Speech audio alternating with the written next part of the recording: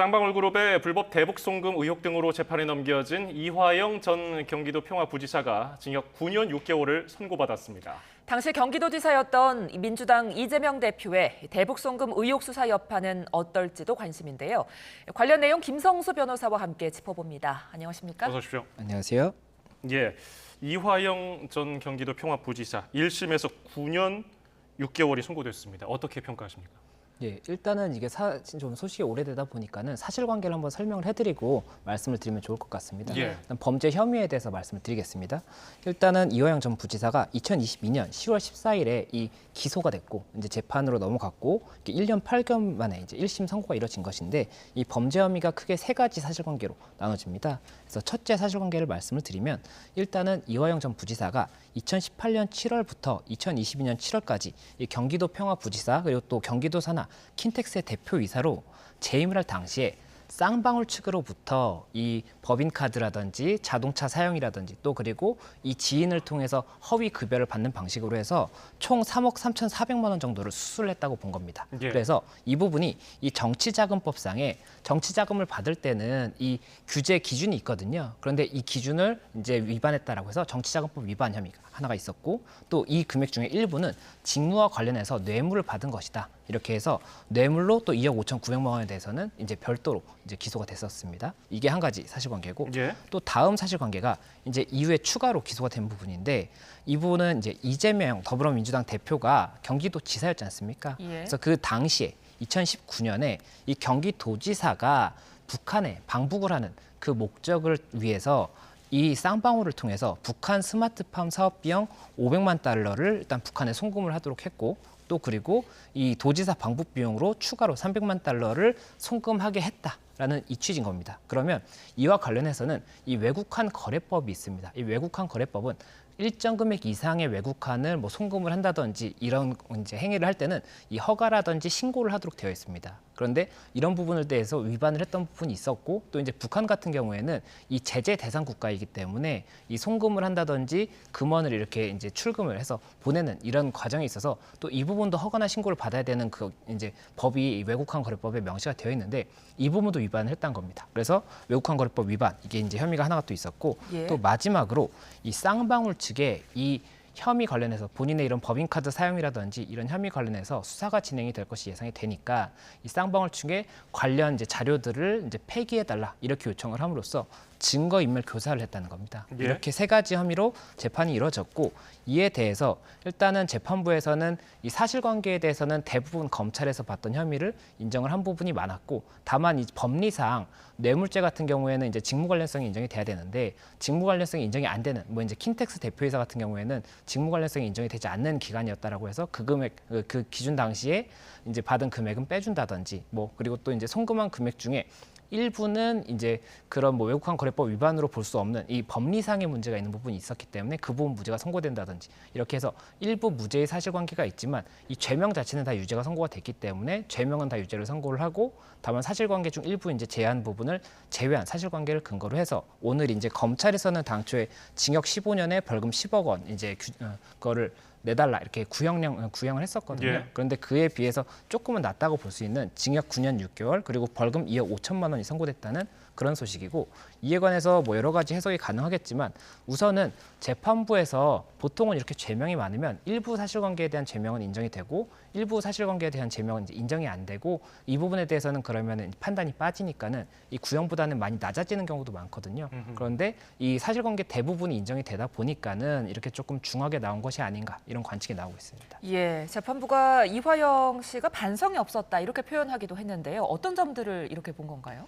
예, 뭐 여러 가지 관측이 가능하겠지만 아무래도 재판부의 이 재판 자체가 1심이 1년 8개월이 걸린다는 것이 굉장히 길다면 길다고 볼 수 있는 사실관계이고 예. 이 재판 과정에서 뭐 여러 가지 보도가 됐었지만 뭐 이 변호인의 해임에 관해서 뭐 배우자와 법정에서 다툼을 한다든지 그리고 또 이제 법관을 기피 신청해서 그로 인해서 또 재판이 좀 지연되는 그런 상황이 있었거든요. 그렇다 보니까 그런 부분이나 그리고 또 진술과 관련해서도 혐의를 일단 전체적인 혐의를 부인을 하는 취지였기 때문에 이 부분도 만약에 혐의를 인정한다라고 한다면 반성을 하지 않는다라고 볼 수가 있는 것이거든요. 반성을 하고 인정을 하지 않았다 이렇게 볼 수가 있는 것이기 때문에 재판부에서는 이런 반성의 여지가 없다라고 보아서 아무래도 이 처벌에 있어서 반성의 여지가 없다는 것은 가중 사유가 될 수가 있기 때문에 예. 가중을 해서 본 것이 아닌가 이렇게 생각이 됩니다. 예. 예.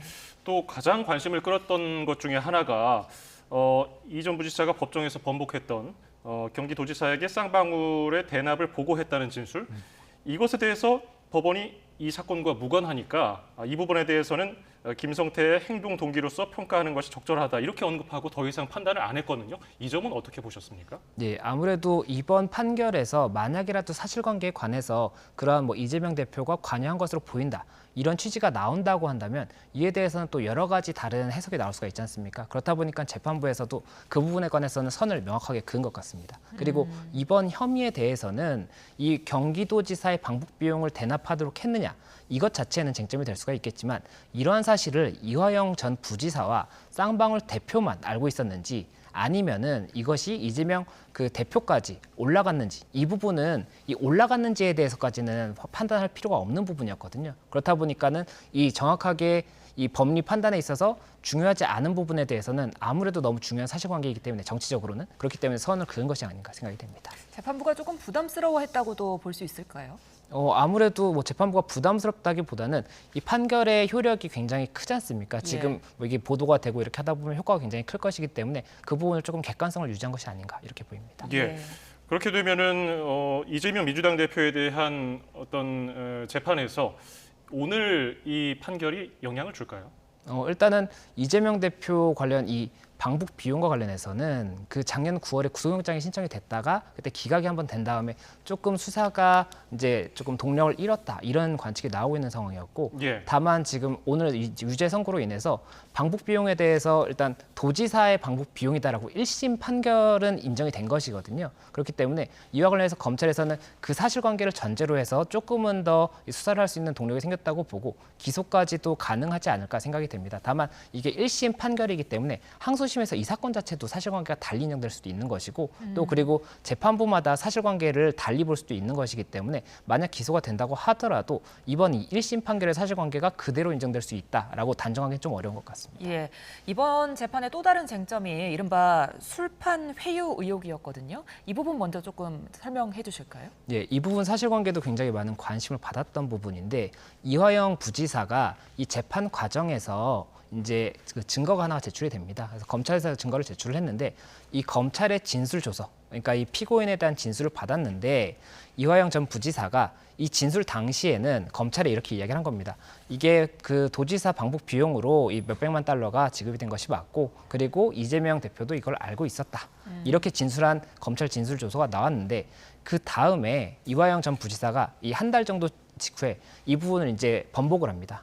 이게 그때 당시에 검찰의 압박과 회유 때문에 진술을 한 것인지 실제 사실이 아니다. 이렇게 이제 번복을 하고 이제 자필 진술서도 제출을 하거든요. 그러면서 많은 관심을 받았는데 그리고 나서 이화영 전 부지사가 이야기를 하는 것이 그 번복을 하게 된 그 회유 압박이 어떤 것이 있었느냐면 2024년 4월 4일에 이제 그때 당시에 수사 당시에 음주 회유가 있었다. 그 당시에 뭐 본인만 간 것이 아니라 검찰을 갔더니 본인이랑 그 김성태 전 부회장이랑 뭐 이런 관계자들이 나와서 다 같이 잠깐 앉아 있는데 거기서 뭐 회덮밥도 먹고 뭐 연어회도 먹고 그리고 술자리도 있었다. 그리고 간단한 술자리였지만 그런 분위기에서 본인이 회유를 당했다 이렇게 주장을 했었거든요. 예. 그래서 그에 대해서 이제 검찰에서 출정일지라든지 이게 이 구치소에서 법정에 나온다든지 검찰의 수사를 받으러 나올 때는 출정일지를 작성하거든요. 이 출정일지의 시간이라든지 이런 부분들을 이제 객관적인 사실관계를 제출을 하면서 이 이화영 전 부지사의 주장이 사실이 아니다 이렇게 또 반박을 하는 과정이 있었습니다. 예. 그래서 이와 관련해서도 여러 가지로 뭐 굉장히 많은 관심을 받았었고 이에 대해서 일단 법원에서는 이 회유나 압박과 관련해서 이 술자리가 있었다 이 주장에 대해서는 받아들이지 않은 것이 아닌가 생각이 됩니다. 예. 예. 그리고 법원이 경기도가 지급해야 할 북한의 스마트팜 사업 비용 그리고 당시에 경기도지사 방북비를 쌍방울이 대납하려고 한 점을 인정했거든요.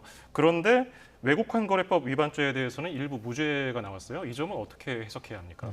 예, 그러니까 지금 외국환 거래법 같은 경우에 이제 스마트팜 비용이 500만 달러 그리고 방북 비용이 300만 달러 이렇게 지금 혐의를 봤었는데 그 중에 일부 금액만 인정이 됐던 겁니다. 그 예. 일부 금액만 인정이 됐던 부분이 이 방식에 있어서 이 외국환 거래법을 위반하는 방식에 있어서 이 검찰에서 봤던 이 공소장상의 이 행위가 이 외국환 거래법에서 규정되는 행위라고 아니라고 봐서 그 부분이 무죄가 된 부분이 일부 금액이 있는 것으로 보이고 그리고 그 북한으로 송금하도록 했다, 북한으로 지급되도록 했다라는 부분과 관련해서도 그 800만 달러 전체가 인정된 것이 아니라 200만 달러 정도만 인정이 됐고 나머지 부분에 대해서는 전달이 됐는지 그리고 전달이 됐다고 하더라도 이에 관련한 고의가 있었는지가 명확하지 않기 때문에 그 부분 관련해서 무죄가 선고된 것이거든요. 그렇다 보니까는 그 부분 관련해서는 이제 검찰에서 항소심에서 이 부분도 실제 사실은 뭐 지급된 것이 맞다 이렇게 증명하기 위해서 노력할 수밖에 없는 그런 부분입니다. 예, 민주당이 그런데 이에 대해서 조작 수사 의혹을 제기하면서 특검법을 발의를 했잖아요. 그런데 오늘 이 재판부 판단으로 인해서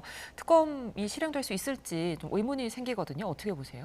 예, 지금 이게 1심 재판부의 판결이기 때문에 말씀드렸던 것처럼 뭐 항소심에서 변경이 될 수도 있는 것이고 대법원에서 변경될 수도 있지 않습니까? 예. 그래서 민주당 측에서는 이 특검과 관련해서 이 술자리 뭐 회유 정황에 관한 이제 특검을 하자는 거거든요. 이에 관해서는 이번 판결과 관계없이 계속해서 조금 진행을 할 여지가 있지 않을까 이렇게 생각이 되고 다만 이에 대해서 반박하는 입장에서는 1심 판결문이 이렇게 나왔는데도 불구하고 어떻게 회유가 있다라고 볼 수 있느냐 이렇게 반박을 할 수가 있지 않을까 생각되고 판결문에서도 이 진술조서 하나만 가지고 판단을 했다라는 것이 아니라 여러 가지 굉장히 많은 증거가 지금 제출이 됐고 그 하나하나의 혐의에 대해서 각각의 그 근거가 된 증거들을 명시를 했습니다. 그렇다 보니까는 이렇게 증거가 명시가 돼 있는데 진술 그것만 가지고 이렇게 회유를 했다 이렇게 단정하는 것은 좀 어렵지 않느냐 이렇게 반박을 할 수가 있기 때문에 계속해서 이게 조금 뭐 의견이 대립할 수 있는 부분이 아닌가 생각이 듭니다. 예. 앞서서 검찰은 재판부에 징역 15년을 요청했거든요. 그런데 9년 6개월을 선고받았습니다. 이 점은 검찰이 항소심에서도 또 다투게 되겠지만은 어느 정도 좀 혐의를 입증하지 못한 것에 대한 보강 수사가 이루어질까요?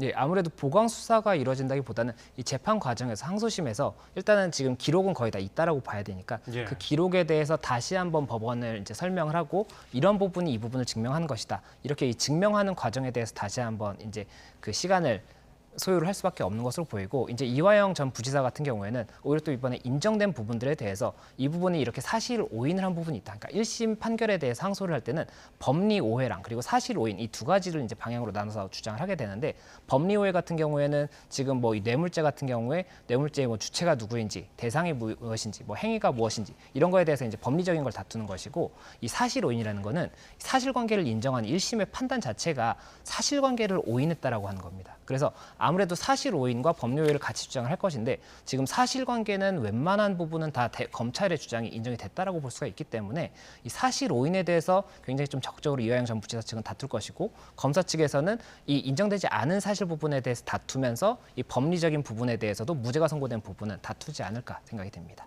예. 이재명 대표 제3자 뇌물 혐의로 서울중앙지방검찰청이 수사를 하고 있는데 오늘 이 판결 이후에 검찰이 어떤 뭐 방향성을 뭐 조금 바꾼다든지 수사에 속도를 낸다든지 어떨 것으로 전망을 하십니까? 예, 검찰에서의 방향은 계속해서 일단은 기소를 검토를 하고 있었을 것으로 보이고 예. 다만 이번 판결을 분수령으로 해서 아무래도 수사에 조금은 더 시간이 이제 조금 빨리 진행이 되고 동력이 될 수 있지 않을까 생각이 됩니다. 예.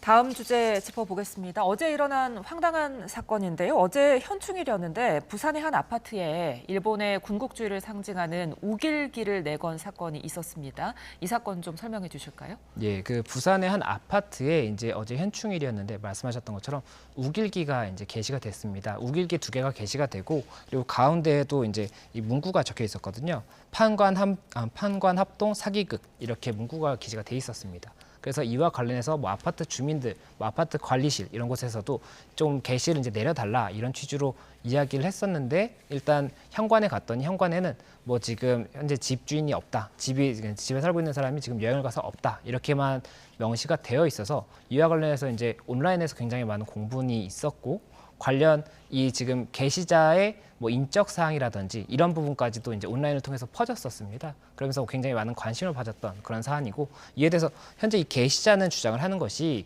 본인이 게시를 한 부분은 뭐 일본을 어떤 지지를 한다거나 이런 취지보다는 본인이 지금 2007년부터 이 지자체와 소송을 하고 있는 부분이 있는데, 이게 본인이 2013년 그리고 2016년에 승소를 했다고 지금 이야기를 해요. 예. 그런데 이 승소를 했음에도 불구하고 변경이 안 되는 이런 부분에 대해서 이 이의를 제기하기 위해서 이렇게 조금 관심을 받기 위해서 게시를 했다, 이렇게 이야기를 하고 있는 상황이기 때문에 이와 관련한 사실관계도 조금 더 쟁점이 되지 않을까 생각이 듭니다. 예.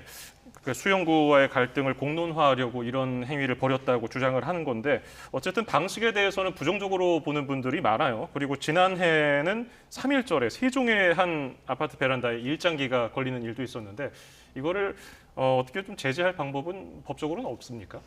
일단 서울시 같은 경우에는 이 서울특별시 일본 제국주의 상징물에 관한 사용 지침에 관한 조례가 있습니다. 그리고 이 조례에서는 이 시장이 어떠한 이런 사용에 대해서 제한을 한다든지 아니면은 뭐 퇴장을 요구하는 그런 근거가 마련이 되어 있기는 합니다. 다만 이게 조례이고 이걸 위반했다고 해서 뭐 처벌을 할 수 있다든지 이런 부분은 아니기 때문에 이 조례의 효력에 대해서는 아무래도 한계가 있을 수밖에 없는 상황이고, 또 서울시가 아닌 경우에는 이러한 조례도 없기 때문에 지금 뭐 세종시라든지 안양시에서는 뭐 이제 동일한 조례를 좀 유사한 조례를 만들겠다라는 이야기가 나오고 있는 상황이고, 지금 현재 경찰이나 이런 쪽에서 이야기가 나오고 있는 부분은 이게 게시를 한 행위 자체가 5개 광고물법이 있습니다. 이 건물 뭐 외부라든지 이런 곳에 광고물을 게시할 때는 이 허가라든지 승인을 받아야 되는, 신고해야 한다든지 이런 부분이 있거든요. 그런데 그런 부분을 만약에 위반한 것이라고 해석할 수 있다라고 한다면 그에 대한 처벌은 검토해 볼 수가 있겠다라고 하지만, 이게 아파트이기 때문에 이것이 5개 광고물의 대상이 되는지 이게 이제 법리적인 해석이 될 수가 있기 때문에 이 부분 관련 법리적인 쟁점이 될 수 있지 않을까 생각이 됩니다. 예.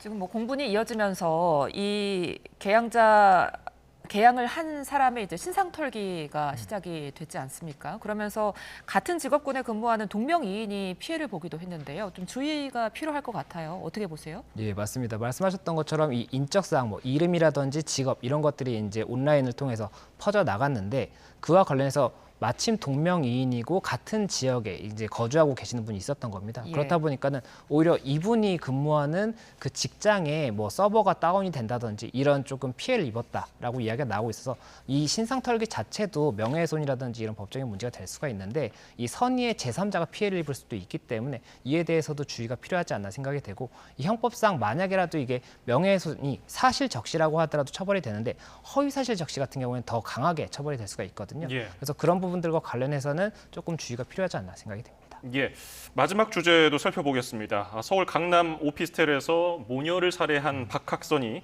오늘 구속 상태로 검찰에 넘겨졌습니다. 지난 5일에는 신상이 공개되기도 했었는데 사건 개요 설명 좀 해주시죠. 예, 이게 2020년 5월 30일 오후 6시 54분경에 발생한 사건입니다. 이 서울 강남구의 한 오피스텔 인근에서 이 64세 박학선이 50대 여성 그리고 30대 이 50대 여성의 딸 이 두 사람을 흉기를 휘둘러서 사망에 이르게 한 그런 사건이고, 예. 이 박학선 같은 경우에는 이 범행 이후에 차를 타고 도주를 해서 5월 31일 오전 7시 45분경에 남태령역에서 검거가 됩니다. 그리고 2024년 6월경에 이제 이 구속 상태에서 이제 수사를 받았고, 오늘 이제 검찰에 송치가 된 상황이고, 그리고 이제 신상 정보가 공개가 된 그런 상황인데, 아무래도 이 사실관계와 관련해서도 여러 가지로 관심이 조금 많이 모아지고 있는 만큼 그에 관해서도 여러 가지 이야기가 나올 수밖에 없지 않나 생각이 됩니다. 예, 그런데 박 씨는 우발적인 범행을 주장하고 있지만 경찰은 계획범죄라고 보고 있는 것 같더라고요. 좀 근거가 뭡니까? 일단 경찰에서는 뭐 휴대폰 포렌직이라든지, 그리고 그때 당시에 CCTV 정황들이 있지 않습니까? 이 범행 이후에 사건에 머문 시간이라든지, 또 그리고 이 흉기를 어디서 어떻게 취득을 했는지 이런 부분들을 근거하에, 이게 지금 현재 박학선은 이게 우발적 범행이었다라고 주장을 하고 있는데, 여러 가지 이런 상황을 봤을 때는 이 범행 자체를 계획을 한 것으로 보인다라고 판단을 하고 있는 것으로 보이고, 다만 이게 기소를 하고 재판 과정에서 어떻게 인정될지는 봐야 됩니다. 그리고 이 부분 이제 쟁점이 되는 이유가, 계획 범행 같은 경우에는 이 살인 범죄의 양형 기준상에 가중 처벌이 명시가 되어 있거든요. 그렇다 보니까는 만약이라도 계획 범죄라고 한다면 훨씬 더 엄히 처벌될 수가 있어서 이 부분 결국 사실관계가 증명이 될 수밖에 없는 부분인 것 같습니다. 예, 그러면은 초범의 경우 우발적이냐 계획적이냐에 따라서 형량이 많이 차이가 납니까? 예, 살인 범죄 같은 경우에는 뭐 초범이라고 하고 그리고 우발적이라고 하더라도 당연히 엄히 처벌이 될 수가 있는 것인데 계획 범행 같은 경우에는 훨씬 더 엄히 처벌이 될 수가 있는 것입니다. 왜냐하면 살인죄 같은 경우는 예비 의무죄도 처벌을 할 만큼 특히나 엄하게 다스리고 있는 죄이기 때문에 이 부분 아무래도 계획 범죄라고 한다면 훨씬 더 형량이 높아질 수가 있을 것 같습니다. 예, 여기까지 듣겠습니다. 오늘 김성수 변호사와 함께했습니다. 오늘 말씀 고맙습니다. 고맙습니다.